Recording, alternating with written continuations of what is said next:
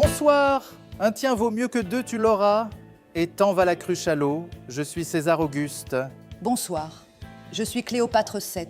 Nous sommes le 7 juillet 2026. Voici les nouvelles du jour qui passent ou qui cassent.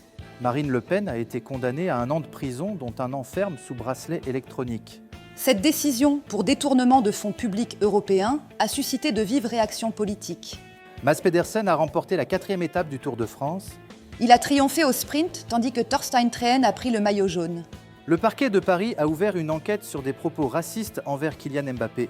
Tout à fait, César. Ces propos ont été tenus par une sénatrice paraguayenne après la victoire de la France. Météo France a placé 67 départements en vigilance orange canicule. Des températures entre 35 et 42 degrés Celsius sont attendues jusqu'à ce week-end. Les résultats du bac 2026 sont disponibles pour certaines académies. Et oui, et des rumeurs de fuite de résultats circulent avant leur publication officielle.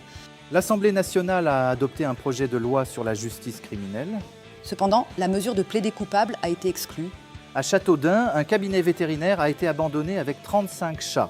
En effet, César, l'établissement est en état de délabrement, suscitant l'inquiétude des habitants. Les prix des ventilateurs ont augmenté de 46% en pleine canicule.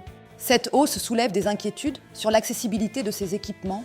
Un trafic de fausses monnaies a été démantelé entre la France et l'Italie. 16 personnes ont été interpellées, avec un préjudice estimé à plus d'1 million d'euros. Laurent Nunez défend la présomption d'usage légitime des armes par les policiers. Cette position vise à protéger les forces de l'ordre après des interventions. Merci Cléopâtre, merci à vous de nous avoir suivis. On referme ce JT de 20 heures de radar. Merci César pour ce tour d'horizon. Bonsoir et à demain.